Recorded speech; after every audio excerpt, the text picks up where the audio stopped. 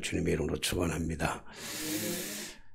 요즘 목사님들하고 가끔씩 이렇게 미팅들 만나는 이런 자리들을 가보면 대부분 목사님들의 화두가 노후에는 어떻게 살아갈 것인가 라고 하는데 아주 관심이 많습니다. 노후에 대한 목사님들이 이제 은퇴를 40에 70에 은퇴를 하게 되는데 뭐 다른 직종에 비하면 목사님들의 은퇴가 굉장히 늦지요. 근데 70에 은퇴하고 나서 그리고 나서 이제 어떻게 살아갈 것인가, 교회를 위해서 헌신하고 봉사하던 목사님들이 이제 세상에 나가서 어떻게 살아갈 것인가라고 하는 그런 관심을 가지고 대부분의, 뭐 다는 그렇지 않지만 대부분의 목사님들이 만나면 화두가 그겁니다. 어떻게 살아갈 건가.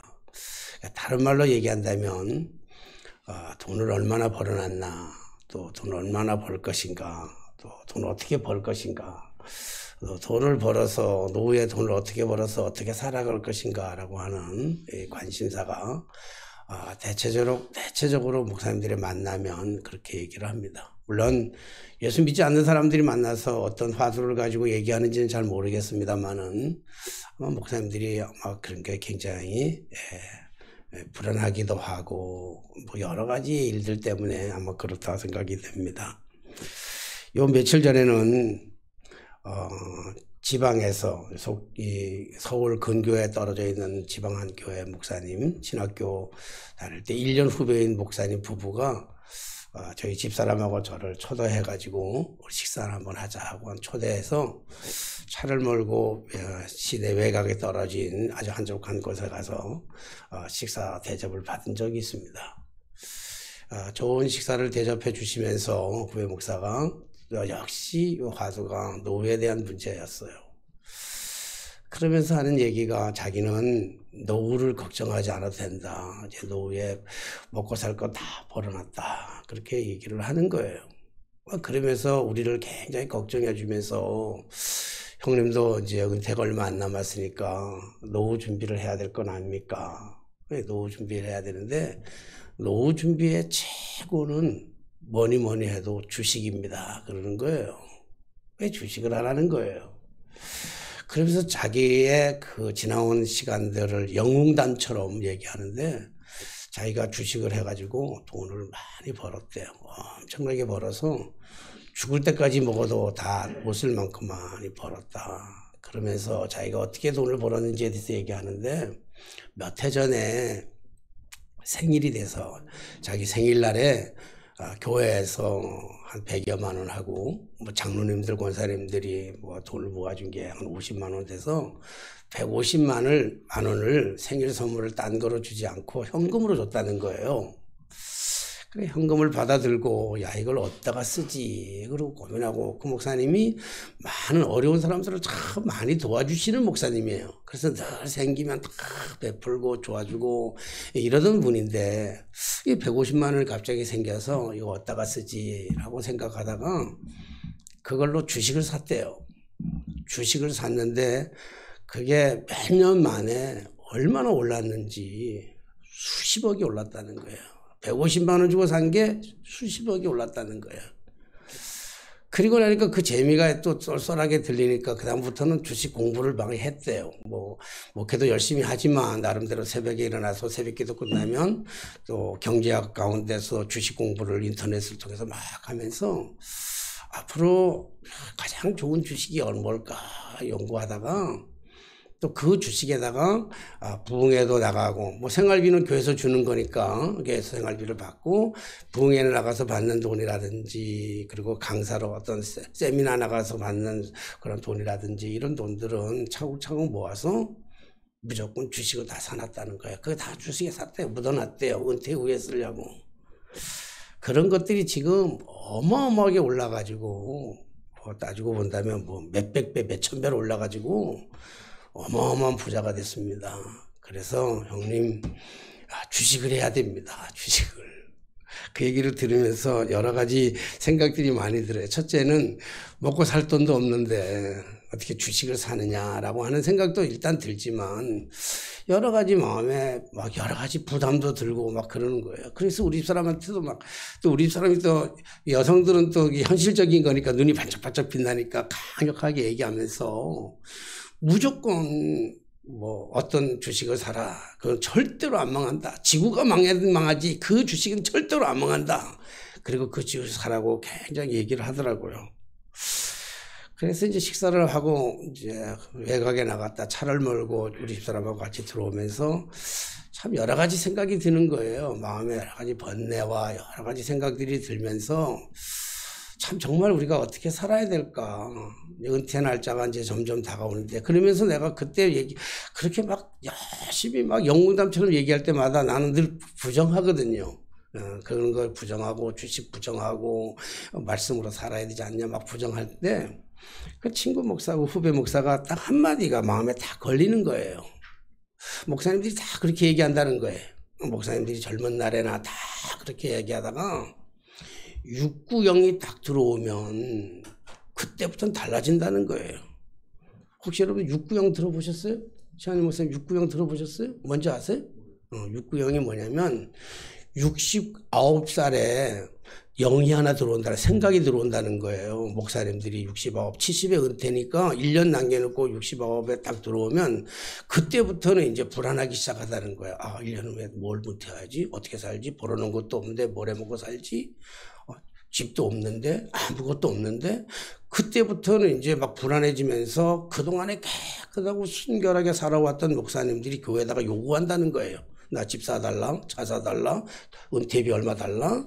이렇게 쭉 한 모습을 보이는 목사님들을 수도 없이 봤다는 거예요, 자기는. 그리고 그렇게 깨끗하게 살던 목사님들이 은퇴한 후에 너무너무 구질구질하게 살아가는 걸 너무 많이 봤다는 거예요.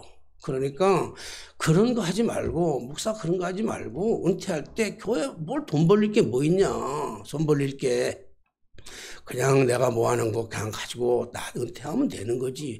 명예롭게 은퇴하면 좋잖아. 근데 준비해 놓은 게 하나도 없으니까. 그동안 뭐 헌금한다 뭐 한다 다 해버렸으니까 아무것도 없으니까 69살에 영이 딱 들어오면 그때는 현실적이기 때문에 집도 해달라 차도 해달라 돈도 달라 은퇴비도 달라 이러면서 이제 막 교회가 복잡해진다는 거예요.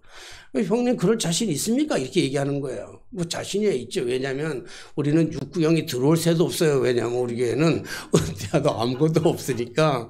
물론 나는 할 수 있다고 그래서 큰 소리는 쳤는데 여러 가지 생각이 복잡한 거예요. 우리 집사람하고 차 타고 오면서.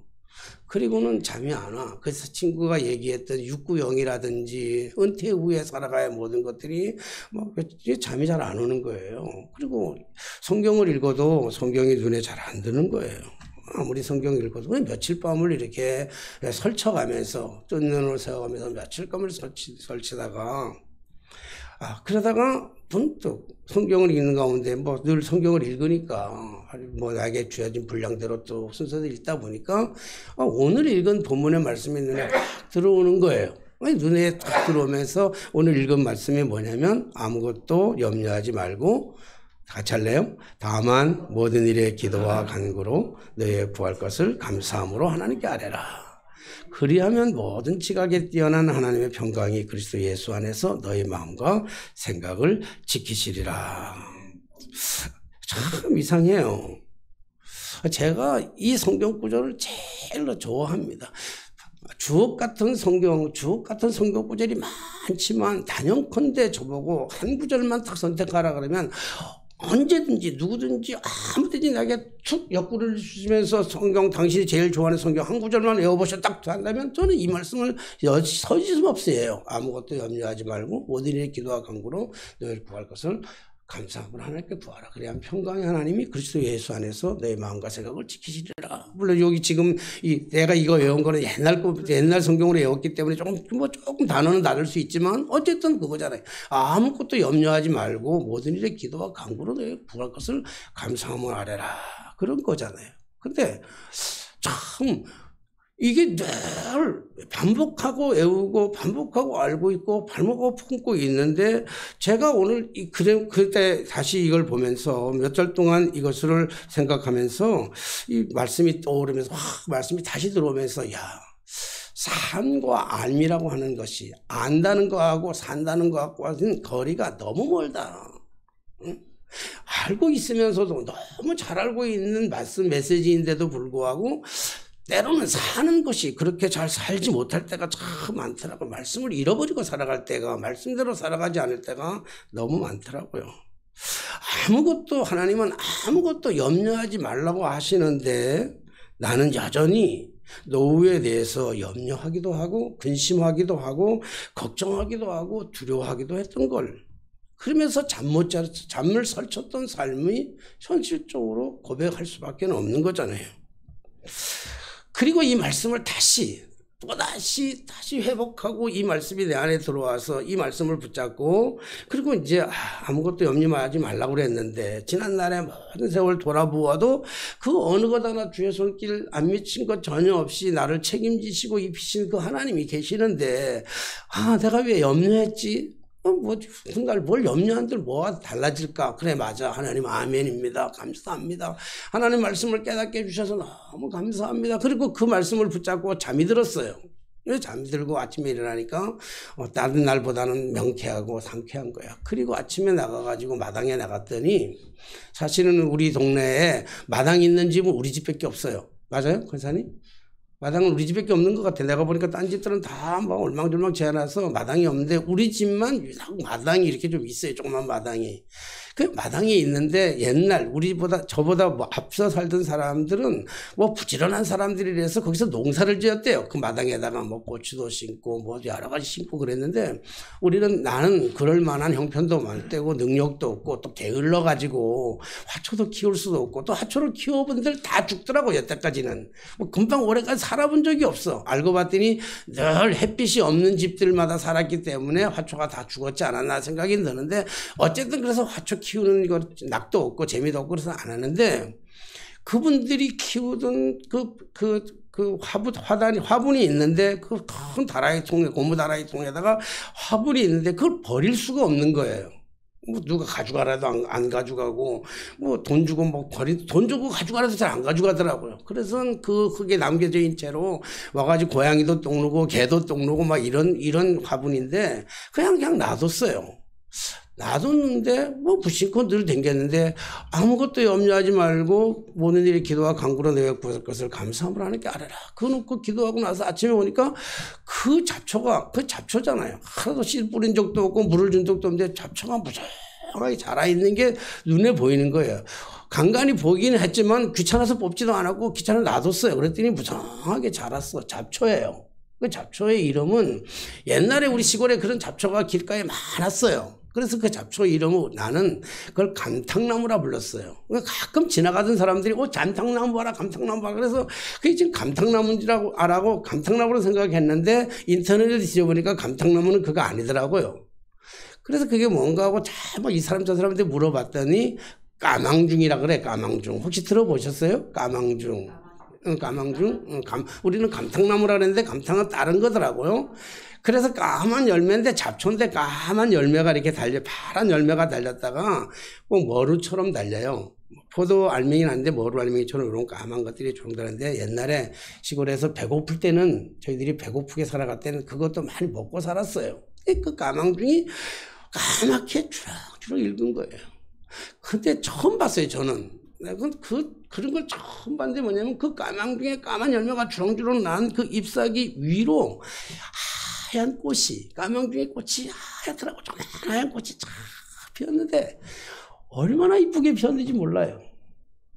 그거를 가만히 보면서 혼자 쳐다보면서 야, 그렇구나. 성경 말씀이 또 생각나는 거예요. 저 틀에 핀 백합화를 보라. 심지도 않고 거두지도 않았는데 하나님께서 입히시고 먹이시지 않느냐. 하물며 너희일까 보냐. 여러분 거기 물도 한 번 준 적이 없고 거기에다가 내가 잡초 그냥 나 씨도 뿌리지도 씨도 안 뿌리고 아무것도 한 게 없어요. 노력한 건 아무것도 없는데 그 잡초가 우리 마당에 부성하게 자라가지고 지나가는 사람들마다 그것을 보면서 위로를 받고 희망을 얻고 푸르는 걸 보더라고요. 아, 그렇구나.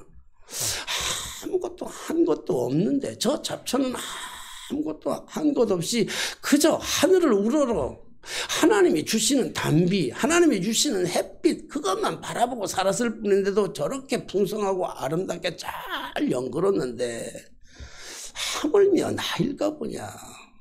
평생을 목회한다고 평생을 하나님께 목숨을 드린다고 생명을 드린다고 청춘을 드린다고 다 바치고 살아왔던 우리네 인생을 하나님께서 책임지지 않을까. 뭐가 그렇게 두렵다고 노후에 뭐가 그렇게 두려워서 염려하고 근심하고 걱정하고 그렇게 해서 살아왔을까. 이런 생각이 드는 거예요. 또 정작 염려한들 뭐가 달라지겠어요. 뭐 염려해서 달라진다면야 염려하는 거죠. 염려해서 달라질 수만 있다면 프랭카드 머리띠를 딱 메고요 붉은 머리띠에 흰 글씨로 염려하고 쓰고 아니면 흰 허리띠에 흰 머리띠에다가 빨간 글씨로 염려하고 살면 되죠. 이건 염려하고 점려하고. 근데 한번 생각해 보시면 염려해서 달라지는 게 뭐가 있겠어요. 내가 염려함으로 키를 한 자나 더 할 수 있겠어요? 내가 염려함으로 소갈머리 빠진 게 새로 날 수 있겠어요? 사실은 저는 머리가 많이 빠지는가 봐요. 빠지는데 나는 거울을 볼 때 이렇게 못 보잖아요. 이렇게 못 보고 이렇게 보니까 이 소갈머리 빠진 게 잘 안 보여. 우리 사람은 그게 보이는지 맨날 나는 한 번도 염려해 본 적도 없으면 빠지면 빠지는 대로 사는 거고 없으면 없는 대로 사는 거고 주시면 주신 대로 살기 때문에 걱정, 근심, 염려 저는 하나도 안 하고 사는데 계속 우리 집 사람이 염려를 해. 그래서 스트레스를 우리 집 사람이 받아. 나는 안 받는데 우리 집 사람이 받아. 여기에다가 뭐 문신을 내야 되느니 여기에다가 뭐 머리를 꼽아야 되는지 돈 얼마나. 아니 나는 아무 염려 없는데 왜 우리 사람이 염려. 그래서 염려해서 정말 물론 염려해가지고 돈이 많으면 사서 꼽든지 뭐라든지 뭐 바꿀 수는 있겠죠. 과학의 기술이. 그러나 그 염려가 우리의 생명을 1시간을 연장시킬 수 있겠냐고요. 그 염려가 우리의 행복을 1시간 더 행복하게 해줄 수 있겠느냐고요. 그런데도 불구하고 여전히 염려하고 살아가잖아요. 이번 태풍이 정말 언론도 그렇고 언론이 옛날에는 태풍이 와도 언론이 잘 없으니까 그냥 무방비로 당하기만 하고 와서 당하면 당하는 거지 뭐 미리 준비하고 염려하고 걱정하진 않았는데 이번에는 흰남노 태풍이 온다 그러니까 이 언론이라든지 뭐 이게 뭐 관제탑이라든지 뭐 이런 여러 가지 이런 방법에서 막 엄청난 옛날에 매미 때보다 더 심하다 그래서 우리나라 전 국민을 불안에 떨게 했잖아요. 그리고 물론 이 흰남노 태풍이 와가지고 울진 경주에 크게 스쳐갔고 그래서 정말 우리의 마음에 너무너무 아픈 지하실 사건, 지하차 사건으로 갔다가 돌아가신 분들의 그 상처가 너무 아픈 건 사실이에요. 이때 막 뉴스에 막 텔레비전 뉴스도 막 나오고 있는데 그 뉴스를 보고 뉴스를 보고 있다 보니까 밑에 자막에 글씨가 쭉 나오는 자막을 보니까 홍천강이 범람한다는 거예요. 홍천강이 범람해가지고 이게 주민들을 지금 대피시킬 준비를 다 하고 있다라고 하는 글자가 쭉 나오더라고요. 그러니까 그 글자를 보면서 갑자기 홍천에서 목회하고 있는 동기 목사님이 생각이 나는 거예요. 그 홍천강 바로 옆에 있거든. 홍천강 바로 옆에 교회가 있고 사택이 있으니까 그래서 그 밤늦은 시간에 뭐 전화하기는 그렇고 문자를 보냈어요. 아, 홍천강이 범람하는데 형님 교회 괜찮습니까? 하고 이제 문자를 했더니 뭐 밤 시간에 목사님은 주무시는지 대꾸도 없고 그 사모님이 형수님 되시는 사모님이 문자를 동영상을 찍어가면서 문자를 올렸는데 많은 문자를 올렸어요. 길게 문자를 올렸어. 왜 문자를 쭉 읽다 보니까 뭐 두렵고 염려되고 막 물이 막 마당까지 들어오고 막 강이 범람하고 이러니까 엄청나게 무섭죠. 그러니까 무섭습니다. 목사님 무섭습니다. 두렵습니다. 물이 들어옵니다. 막 그런 얘기를 쭉 쓰면서 동영상도 보내면서 그리고 마지막 결론적인 부분은 뭐냐면 목사님 기도해 주세요. 할 수 있는 게 기도밖에 없네요. 그러더라고. 여러분 물이 범람해가지고 들어오는 그때 사모님이 할 수 있는 거 목사님이 할 수 있는 거 교인들이 할 수 있는 건 아무것도 없고 기도밖에 없다는 거예요. 그런 내용의 글이야. 목사님 기도해 주세요. 기도밖에 없네요. 기도해 주세요. 기도밖에 없네요. 그러더라고요. 저는 그 글을 읽으면서 또다시 느꼈어요. 기도밖에 없는 게 아니라 기도가 전부라는 거예요. 우리가 할 수 있는 게 뭐가 있겠어요? 홍수가 오고 산불이 나고 할 때 우리가 할 수 있는, 인간이 할 수 있는 이 무기력한, 아무리 산불이 커서 물을 해도요, 비 한 번 오면 끝나는 건데, 그렇잖아요? 그 인간이 염려하고 걱정하는 게 뭐 있냐고. 인간이 할 수 있는 게 염려해서 걱정할 수 있는 게 아니고, 이때 기도하는 거, 기도밖에 없다는 게 아니라 기도가 전부구나. 기도가 전부. 집이 막 물이 차가지고 들어와가지고 생명이 막 위협할 때, 생명이 막 위태할 때, 여러분, 오늘 생명이 막 정말 위태한 이 순간에 그깟 땅 문서가 무슨 소용이 있겠습니까? 그깟 주식은 무슨 소용이 있겠어요? 그깟 사파이어, 그깟 다이아몬드, 그까지 금괴가 무슨 의미가 있겠어요? 무슨 소용이 있겠어요? 달러인들 1380원 올라가는 달러인들, 아무리 제 놈들, 여러분, 그게 우리의 생명을 어떻게 연장시킬 수 있겠습니까? 누가복음 12장 13절로부터 23절에 보면 예수님께서 어리석은 부자에 대한 비유를 말씀하고 있잖아요. 부자가 돈을 많이 벌었어요. 농사를 잘해서 풍성해져요. 오늘 풍성하게 잘 벌었다. 이거 어떻게 다 관리해야지? 이거 언제 다 쓰고 죽지? 할렐루야. 너무 좋구나. 자, 우리 집을 짓자. 은행에 통장을 개설하자. 할렐루야. 주식을 사놓자. 할렐루야. 하나님 말씀하잖아. 이 어리석은 이 영혼아. 오늘 밤에 내 생명을 거둬간다면 그 창고는 무슨 상관이 있고, 그 은행의 통장에 돈은 무슨 상관이 있으며, 그 주식은 무슨 상관이 있으며, 그 달러는 무슨 상관이 있냐는 거야. 네가 쓰고 나면, 네가 내일 영원히 죽는다면 아무짝에도 소용없는 것 아니겠냐는 거예요. 우리가 잘 알고 있는 잠언서 19장 27절에 보면 사람의 마음에도 많은 계획이 있어도 오직 여호와의 뜻만이 완전히 서리라. 사람의 계획이 많아요. 민날 우리 훗날에 대한 계획들이 수도 없이 많이 있지요. 그런데 잠언서 27장 1절에 보니까 이렇게 말씀하고 있잖아요. 너는 내일 일을 자랑하지 말라. 하루 동안에 무슨 일이 일어날지 너는 알 수가 없느니라. 여러분, 내일 무슨 일이 날지 모르는 거예요. 우리 종로지방 그 선교대 집회가 있는데 막 집회 들어가려고 7시 때 가지고 이제 집회 막 들어가려는데 전화가 왔어요. 전화가 왔는데 후배 목사가 전화가 왔는데 목사님 화실이 알죠? 그러더라고. 아주 잘 알죠. 우리 지난번에 우리 교회도 가서 식사하고 왔잖아요. 그 내외가 속초감리교회 제가 어릴 때 걔 가르쳤어요. 그러니까 걔는 나를 영원한 선생으로 알고 있잖아요. 학교 중중학교 지금 교감인데 알지. 그랬더니 부모님이 돌아가셨다는 거예요. 그래서 인하대학 장례식장인데 전화 받고는 꼭 가야 되겠더라고요. 그래서 이제 그날 바로는 못 가고 저녁 되니까 그 다음날 아침에 이제 갔어요. 가가지고 깜짝 놀랐어요.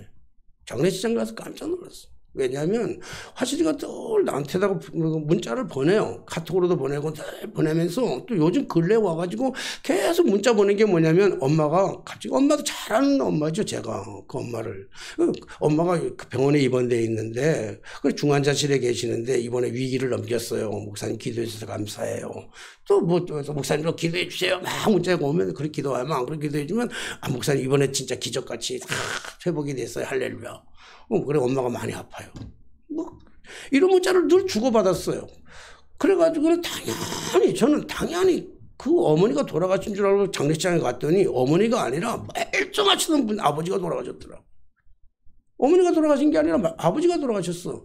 여러분, 저는 그걸 보면서요, 이게 인생이구나 하는 걸 알았어요. 이게 인생이야. 우리가 내일을 어떻게 자랑할 거예요, 내일을. 이게 인생인 것을 멀쩡하게 건강하시던 분이 돌아가시고, 그렇게 돌아가실 거라고 생각해서 장례 준비를 다 했던 어머니는 지금도 살아계셔요, 지금도 살아계시더. 그 가족들이 다 황당해하고, 모든 사람이 다 황당한 거예요.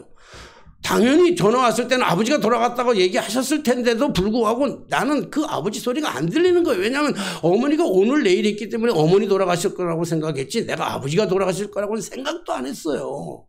그런데 가니까 멀쩡하던 아버지가 돌아가셨더라고요. 여러분 이게 인생이에요. 우리가 가지고 살아가야 되는 우리의 오늘의 인생이에요. 내일을 어떻게 보장할 거예요? 목사님, 나 내일 죽을 때까지 먹을 것이 다 예비됐다고 얘기했는데 그분이 오늘 죽으면 그게 오늘까지예요. 내일은 자기 게 아니에요. 가지고 있는 주식이든 자기가 가지고 있는 달러든 자기가 있든 사파이어 금괴든 그건 내 게 아니라고요. 그건 다 내 게 아니고 놔두고 가는 거예요. 오늘이라도 불러가면 두고 가야 되는 거예요. 뭘 노후에 걱정할 게 뭐 있어요? 노후까지 아니 또 냉정하게 생각하면 내가 은퇴한 70까지 앞으로 5년 남았는데 5년 동안 내가 산다는 보장은 또 어디 있어요? 있어요? 그건 확률적이지. 그냥 확률이야, 확률. 내가 아무리 돈 벌어놓고 우리 사람 먼저 가버리면 그게 무슨 의미가 있겠어요? 우리 사람 가끔 농담으로 얘기해요. 세장가 가면 되지 그러는데 무슨 누가 나한테 시집 올 것이며 무슨 의미가 있어요? 무슨 기쁨이 있겠어요? 아까 얘기하다가 목사님 추석날 뭐 하셨어요? 애새끼들 4명이나 있는데 다 놀러가 버리고 우리 집사람하고 둘이서 얼굴만 쳐다보고 있었다 했더니 어떤 목사님 누가 그러더라고. 참 목사님 좋았겠네요. 얼굴만 쳐다보고 참 좋았겠네요. 그래요. 오고 가고 이게 문제가 아니야. 아니잖아요. 여러분 내가 그렇게 주식을 투자해가지고 만들어가지고 그 주식이 아무리 많이 올랐다 할지라도 우리 사람 세상 먼저 떠나면 아니면 내가 먼저 떠나면 가더라도 우리 사람이 먼저 가야 될 것 같아. 내가 먼저 가면 절대로 안 돼. 왜냐하면 나는 외로움을 잘 견뎌요. 근데 우리 사람은 절대로 외로움을 못 견디는 사람이야. 내가 먼저 죽고 우리 사람 혼자 있으면요. 저처럼 살아갈 수가 없을 거야. 그러니까 내가 또 장례를 다 치러줘야 되지 않겠어요? 그러니까 기도하고 있어요. 하나님 우리 사람 나보다 한 달 먼저 가게 하여 주옵소서. 이렇게. 몇 살까지 살지는 모르지만. 그게 인생이야. 우리의 인생. 뭘 염려하고 뭘 걱정하고 뭘 노후를 걱정하냐고요.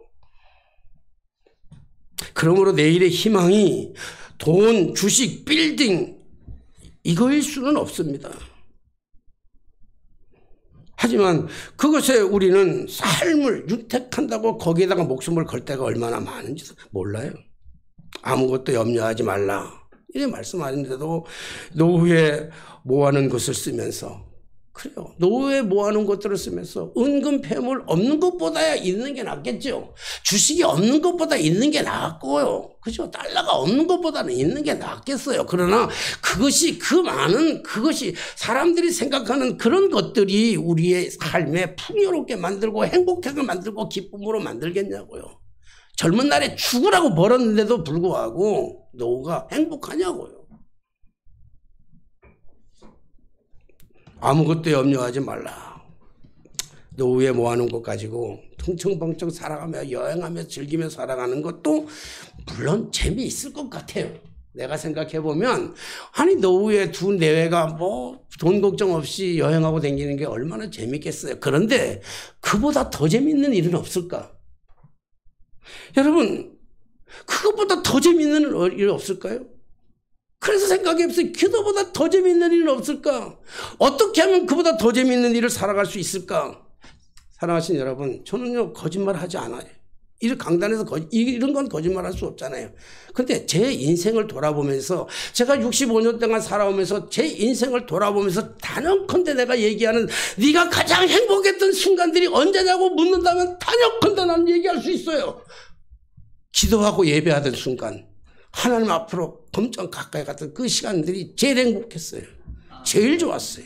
정말 좋았어요. 가난해도 집이 가난했어도 정말 형편없이 가난했어도 다른 아이들한테 손가락질 맞을 만큼 가난했어도 그래도요 교회가 있으면 행복했어요. 예배 드릴 때가 행복했어요. 정말 기도할 때 행복했어요. 새벽에 교회 가서 기도할 때 행복했고요. 밤이 새도록 철회하며 기도할 때가 그때가 정말 행복했고요. 즐거웠어요. 근데 지금은요. 풍요로운데도 뭐 엄청난 풍요로움은 아니지만 그런데도 지금은 그리 행복하지가 않아요. 옛날에도 그랬고 앞으로도 그럴 거예요. 앞으로 노후에도 어떻게 돈을 주식을 모을까? 어떻게 부유롭게 살까? 어떻게 육구형이 들어와서 어떻게 집을 마련할 것보다 더 재밌는 고민은, 더 재밌는 염려는 은퇴한 후에 어느 교회를 나갈까? 은퇴 후에는 어떻게 기도할까? 은퇴 후에는 어떻게 성경의 말씀 앞에 더 가까이 나갈까? 이게 얼마나 좋은 고민이고 얼마나 행복한 건데 그걸 싹 다 잊어버렸어, 현실적으로는. 그건 없어요. 목회자들하고 만나가지고 그런 얘기를 좀 나눴으면 좋겠어요. 밤이 새도록. 우리가 은퇴한다면 어떻게 신앙생활을 할 건지, 우리가 은퇴한다면 하나님의 십자가 앞에 어떤 모습으로 나아갈 건지, 우리가 어떻게 예배할 건지, 우리가 어떻게 기도할 건지, 기도하기 위해서 우리 노인 친구들은 어디서 만나서 어떻게 기도할 건지, 이런 얘기를 나누었으면 훨씬 더 행복할 텐데, 저 역시 뭐 다른 목사님이 탓할 거 없고 저 역시 은퇴 후를 걱정하면서 염려하면서 주식에 돈 번 친구를 부러워하면서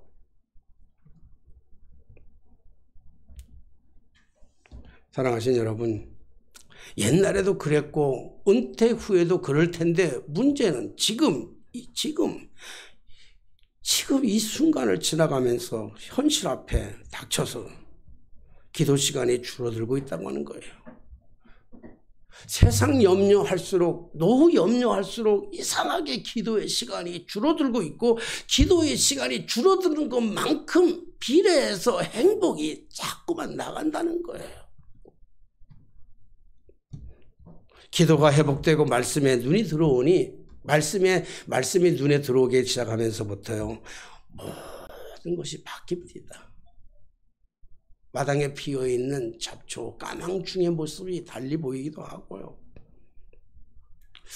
환경은 아무것도 바뀌어진 게 없는데 어제나 오늘이나 그냥 똑같은 환경인데도 불구하고 여러분, 말씀이 내게 들어오니까 여전히 노후 대책에 대한 아무런 것도 준비한 것은 없는데, 그럼에도 불구하고 말씀이 눈에 들어오니까요.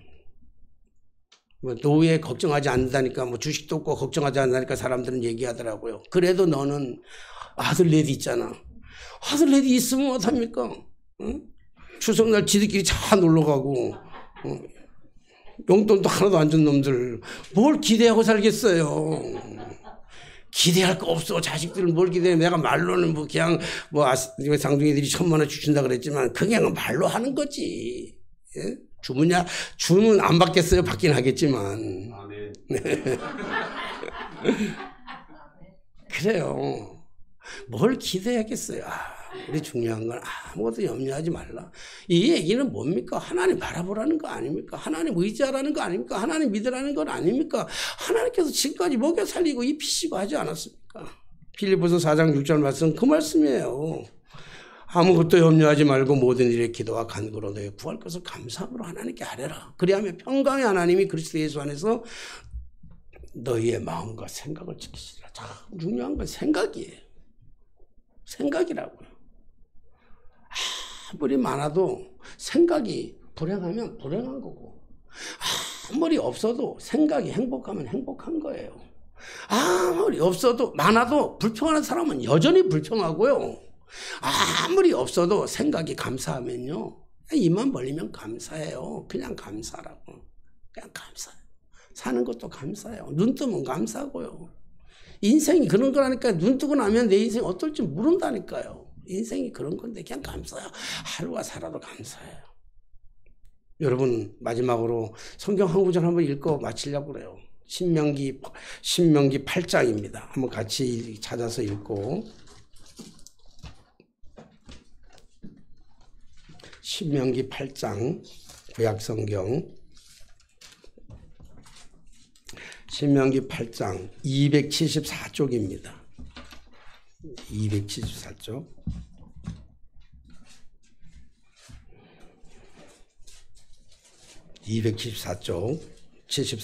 신명기 8장 1절부터 4절까지 말씀인데요. 자, 1절부터 3절까지는 제가 읽고요. 4절은 같이 읽겠습니다. 내가 오늘 명하는 모든 명령을 너희는 지켜 행하라. 그리하면 너희가 살고 번성하고 여호와께서 너희 조상들에게 맹세하신 땅에 들어가서 그것을 차지하리라. 내 하나님 여호와께서 이 40년 동안에 내게 광야길을 걷게 하신 것을 기억하라. 이는 너를 낮추시며 너를 시험하사 내 마음이 어떠한지 그 명령을 지키는지 지키지 않는지 알려 하심이라. 너를 낮추며 너를 줄이게 하시며 또 너도 알지 못하며 내 조상들도 알지 못하던 만나를 내게 먹게 하신 것은 사람이 떡으로만 사는 것이 아니요 여호와의 입에서 나오는 모든 말씀으로 사는 줄 내가 알게 하려 하심이니라. 같이 이 40년 동안에 내 의복이 헤어지지 아니하고 내 말이 부르트지 아니하였느니라. 아멘. 지나온 40년. 하나님은 옷 때문에 우리를 춥게 만들지 않았고 지나간 40년 신발이 없어 맨발로 다닌 적이 없도록 하나님 우리를 지키신 하나님. 앞으로의 40년. 글쎄 앞으로 40년 살아갈 수 있을까 우리? 어쨌든 앞으로 살아갈 이 세월도 그동안에 지키신 하나님이 우리를 지키지 않았겠냐는 거예요. 사람들은 얘기할 겁니다. 사람들이 물을 거예요. 아니 이렇게 혼탁한 시장에 이렇게 내일을 모르는 세상에 이렇게 물가가 급성장하게 뛰는 이 시대에 어떻게 걱정하지 않고 살아갈 수 있겠느냐라고 묻는다면 저는 과감하게 대답할 거예요. 염려하며 살으라고. 무엇을 염려하며 살 거예요? 어떻게 기도할 것인가? 어떻게 예배할 것인가? 어떻게 하나님을 더 기쁘게 해드리실 것인가에 대한 염려. 그걸 염려해야지. 무엇을 먹을까? 무엇을 입을까? 무엇을 마실까? 어떤 집에 살까? 어떤 차를 살까? 어떤 옷을 사 입을까가 아니라 우리가 입히시고 먹이시는 그 하나님, 저 들에 핀 마당에 핀 저 잡초 하나에도 하나님이 입히시고 먹이시는 것은 하물며 잡초 같은 우리 인생 주님께서 책임져 주지 않으실까? 오늘 말씀 아무것도 염려하지 말고 여러분 주님의 말씀이 진리라면 이제 아무것도 염려하지 마십시다.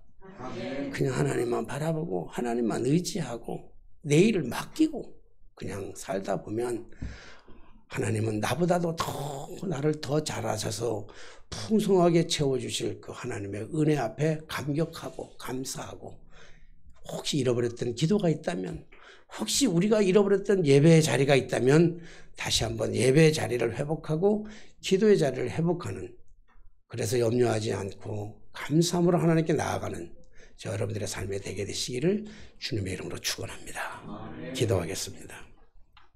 오늘도 우리에게 생명을 허락하시고 우리에게 입을 것과 먹을 것과 마실 것을 책임져 주신 하나님, 지나온 40년 돌아보면 우리가 헐벗지 아니하고 발이 부르트지 아니했던 것처럼 앞으로 우리의 삶을 책임져 주실 줄로 믿습니다. 그럼에도 이 혼탁한 시대 속에 서서 그러면서도 무한 경쟁의 시대 속에 살아가면서 우리는 염려하지 않을 수가 없었던 우리의 삶. 그러나 주님 말씀 앞으로 서게 하시고 말씀으로 돌아가게 하시고 그래서 우리를 책임지신 그 하나님 앞에 감사하며 살아갈 수 있는 저희들의 영혼 다 되게 하여 주옵소서. 육구영이 우리에게 들어올 때에 돈 때문에 염려하지 하는 것이 아니라 말씀 앞에서 두려워할 수 있는 저희들의 삶이 되게 해 주옵소서. 예수님의 이름으로 기도하옵나이다. 아멘. 찬송가 50장 부르시면서 드리신 예물 봉헌하겠습니다.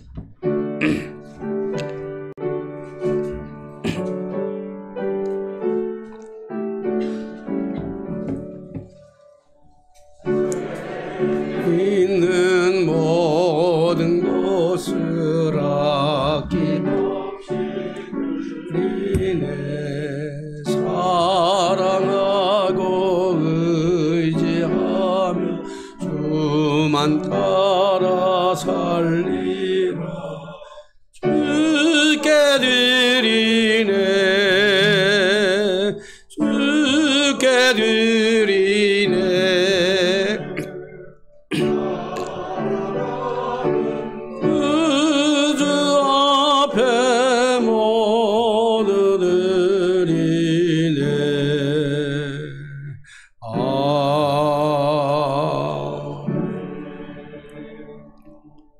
주신 것도 여호와시요 가져가신 것도 여호와시니 내가 주님을 찬양하리로다 고백했던 욥의 신앙적 고백이 오늘 우리의 삶의 고백이 되게 하여 주옵소서.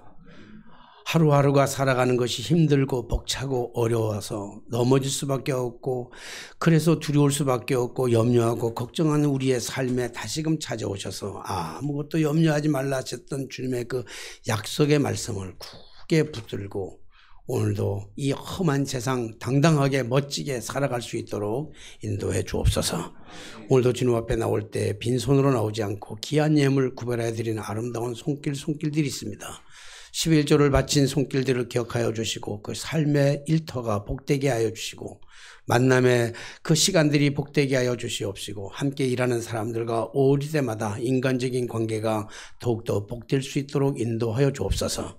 쓰러진 손길을 축복하여 주시사 세상 사람들이 추구하고 세상 사람들이 목숨 거는 그 물질에도 하나님께서 풍성한 은혜를 더하여 주셔서 하늘의 신령한 것들과 땅의 기름진 것들로 충만히 채워 주옵소서. 감사의 물 드린 손길들을 기억하여 주시고 감사의 삶이 습관이 되게 하시고 버릇이 되게 하시고 그래서 하나님 앞에 주신 것 우리를 구속해 주신 그 은혜가 너무 커서 늘 감사를 잃어버리지 않는 저희들의 삶이 되게 하여 주옵소서. 주일 예물을 드리고 그리고 여러 가지의 재능을 주님 앞에 헌신으로 바친 아름다운 손길들을 기억하시고 그 모든 헌신과 그 고백들을 통해서 하나님 나라가 확장되어 갈 수 있도록 인도하여 주옵소서.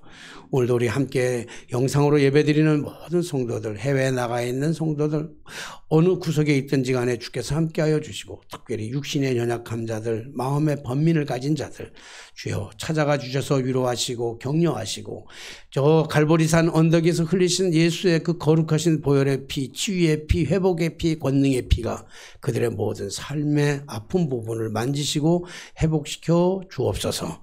우리의 모든 예배와 우리의 모든 예물과 헌신을 받아주신 줄로 믿사옵고 예수님의 이름으로 기도하옵나이다.